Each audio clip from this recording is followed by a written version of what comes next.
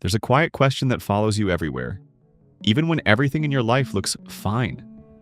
What if the reason you still feel not enough is because you've been trying to become someone you were never meant to be? Imagine this. You're standing in a room full of mirrors, but none of them show your real reflection. One makes you look more successful, another makes you look more confident, another one edits out your flaws completely, and slowly, you start believing that the real you, the one without filters, is the problem. That's where this story begins.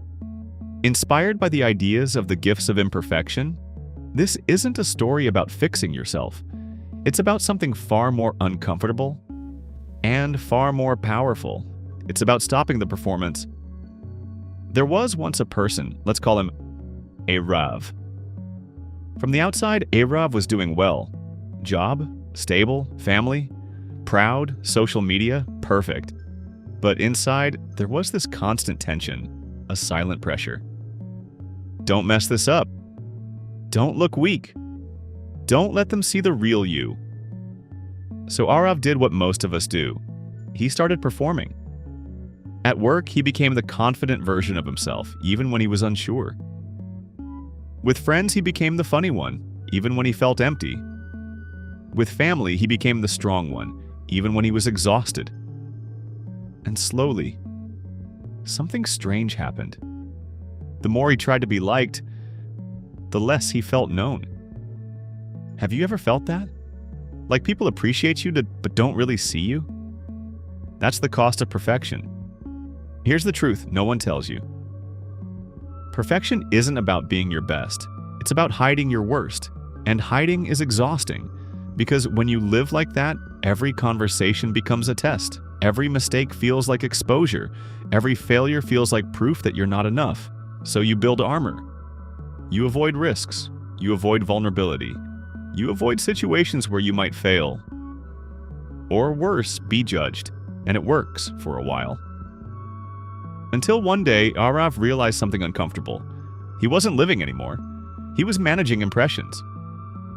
Now pause here for a second. Think about your own life. How many decisions do you make based on what people will think? How often do you stop yourself from saying something honest because it might sound wrong? How many times have you edited your personality just to fit in? This is where the shift begins, because the real transformation doesn't start when you become better. It starts when you stop pretending. One evening, Arav met an old friend. This friend wasn't impressive in the traditional sense. No flashy achievements, no perfect life. But there was something different. He was at ease. He laughed without trying to impress. He spoke without filtering every word. He admitted when he didn't know something. And strangely, people were drawn to him. Not because he was perfect, but because he was real. That night, Arav felt something unfamiliar. Relief. For the first time, he didn't feel like he had to perform, and a question hit him hard. What if the thing I've been hiding is the thing that makes me connect? Let's talk about something uncomfortable. Vulnerability. Most people think vulnerability is weakness, but think about this. When someone shares their struggles honestly, do you see them as weak? Or do you feel closer to them? When someone admits they're scared, do you lose respect? Or do you trust them more? The truth is, vulnerability isn't weakness. It's courage without a script. And that's terrifying. Because when you're vulnerable, you lose control over how people see you, but you gain something else. Connection. Arav started experimenting. Small steps. Instead of pretending to know everything, he started saying, "I'm not sure." Instead of hiding his struggles, he opened up, just a little. Instead of trying to impress, he tried to express.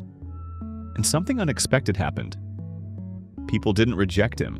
They responded. Conversations became deeper. Relationships became more real. And for the first time, he felt seen. Not the edited version, the real one. But this path isn't easy, because the moment you stop chasing perfection, you meet something else. Shame. That voice inside your head that says, "You're not good enough. You'll be judged. you'll be rejected. Shame thrives in silence. It grows when you hide. But the moment you bring it into the light, it loses power. Think about it. That insecurity you've been carrying. What happens when you say it out loud to someone you trust? It shrinks. Not because the problem disappears, but because you're not alone anymore. Here's a powerful shift Arav discovered. You don't overcome shame by becoming perfect. You overcome it by becoming authentic. And authenticity isn't about saying everything you feel. It's about not betraying yourself. It's about choosing truth over approval, even when it's uncomfortable. Now let's talk about something deeper. Worthiness. Most people live like this. I'll feel worthy when I achieve more. I'll feel worthy when people accept me. I'll feel worthy when I become better. But what if that's backwards? What if worthiness isn't something you earn? What if it's something you recognize? Arav realized this slowly, not through success, but through stillness, through moments where he stopped proving and started being. And he noticed something strange. The people who felt the most at peace weren't the ones who had everything. They were the ones who believed they were enough, even without everything. Let me ask you something honestly, right now, as you are, without achieving anything more, without fixing anything. Do you believe you are enough? Or are you waiting for permission? Arav used to think confidence comes from success, but he discovered something deeper. Confidence comes from self-acceptance, because when you accept yourself, you stop fearing judgment. And when you stop fearing judgment, you start living freely. There's a moment in everyone's life where they face a choice. Stay safe or be real. Stay liked or be known. Stay perfect or be authentic. And here's the catch. You can't have both. You can't be deeply loved if you're never truly seen. As Arav kept walking this path, he noticed something else. His life didn't become perfect. He still made mistakes. He still felt insecure sometimes. He still had doubts. But those things no longer controlled him. Because he stopped fighting them. He stopped trying to eliminate imperfection and started embracing it. And that's where the real freedom is. Imperfection isn't a flaw in your life. It's the doorway to your humanity. It's what makes you relatable. It's what makes you real. It's what makes you connect. Think about the people you truly love. Are they perfect? Or are they beautifully imperfect? There's a strange irony in life. The more you try to be perfect, the more disconnected you feel, but the more you accept your imperfections, the more connected you become. And maybe, just maybe, the life you've been chasing, the confidence, the peace, the belonging, isn't waiting on the other side of perfection. It's waiting on the other side of acceptance. So here's the real question. Not, how do I become better? But, can I show up as I am and still believe I'm enough? Because at the end of the day, you don't need to become someone else to be worthy.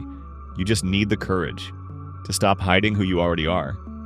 And maybe that's the real gift. Not perfection, but the freedom to be imperfect and still feel whole.